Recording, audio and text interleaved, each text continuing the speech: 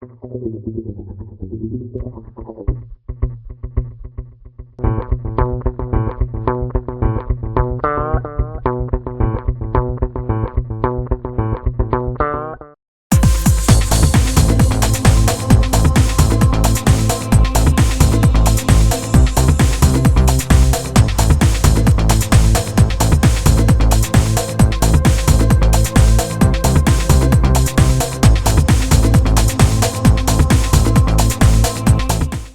படைப்பாளி என்ற முறையில் என் வலி புரிந்து கொள்ளப்பட்டதே என்று நான் பெருமிதமடைகிறேன். விருதுகளுக்காக எழுதப்படுவது படைப்பு அல்ல. ஒரு படைப்பாளன் படைக்கிறான், அதனுடைய துணை பொருளாக விருது கிடைக்கிறது. இந்த விருதை எனக்கு முன்னால் எழுதுகோல் ஏந்திய என் முன்னோடிகளின் காலடிகளில் நான் காணிக்கை செய்ய வேண்டும் என்று ஆசைப்படுகிறேன். மலேசியாவைச் சேர்ந்த டான் ஸ்ரீ சோமா மொழி இலக்கிய வாரியம் என்ற பேரமைப்பு உலகத் தமிழின் சிறந்த படைப்பை தேர்ந்தெடுப்பதற்காக போட்டி ஒன்றை அறிவித்திருந்தது. அந்த போட்டியில் அனைத்துலக தமிழ் படைப்பாளிகளும் கலந்து கொண்டிருக்கிறார்கள் என்று எனக்கு அறிக்கை வந்திருக்கிறது. கலந்து கொண்ட படைப்புகளின் எண்ணிக்கை 198.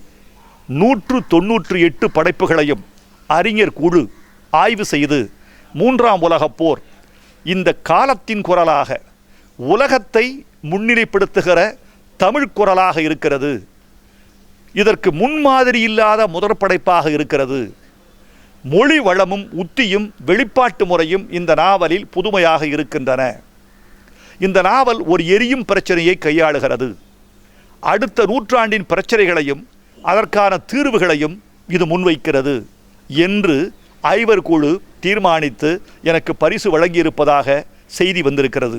கோலாலம்பூரில் அறிவிக்கப்பட்டிருக்கிறது.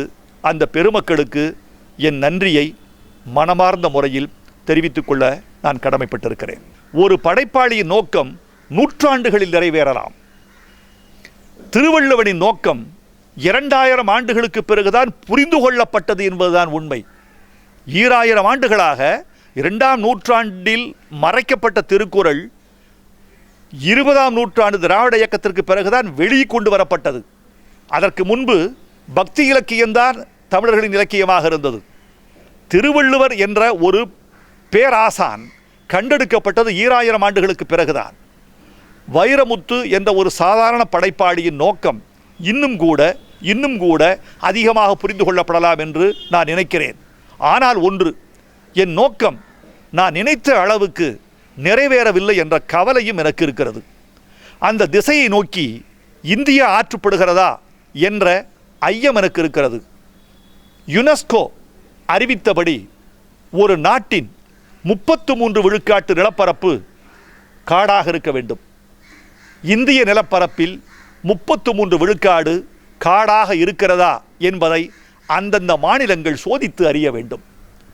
எந்த மாநிலத்தில் காடுகளின் பரப்பு குறைந்திருக்கிறதோ அந்த மாநிலம் தன்னுடைய பரப்பளவின் 33% காடுகளுக்கென்றே வழங்க வேண்டும். காடுகள் என்பவை வேறொன்றுமல்ல, மேகத்திலிருந்து மழை கறக்கும் விரல்கள்தான், பூமியில் நட்டு வைத்த விரல்கள்தான் மரங்கள்.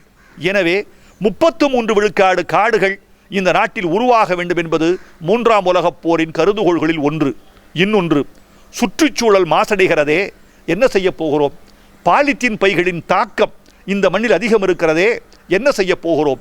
மக்கும் பொருள்கள் மக்கா பொருள்கள் என்று பிரித்து நாம் திடக்கழிவு மேலாண்மை செய்கிறோமா என்ற கேள்வி இருக்கிறதே, என்ன செய்ய போகிறோம்? இந்திய சுதந்திரத்தை கொண்டாட வேண்டுமென்றால் சுற்றுச்சூழலை மேம்படுத்த வேண்டும். சுற்றுச்சூழல் சரியாக இருக்கிற நாடு வளர்ந்த நாடு, சுற்றுச்சூழல் கேடுற்று கிடக்கிற நாடு விழுந்த நாடு. ஒரு வீட்டின் சுகாதாரம் சொல்லும் அந்த வீட்டின் பொருளாதாரத்தை, ஒரு நாட்டின் சுகாதாரம் சொல்லும் அந்த நாட்டின் மேன்மையை. எனவே நான் எழுதிய நோக்கங்களை நோக்கி இந்த படைப்புகளை நிஜப்படுத்துவதற்கு இந்தியா, தமிழகம், பிற மாநிலங்கள் முயன்றால் நான் மகிழ்ச்சி அடைவேன்.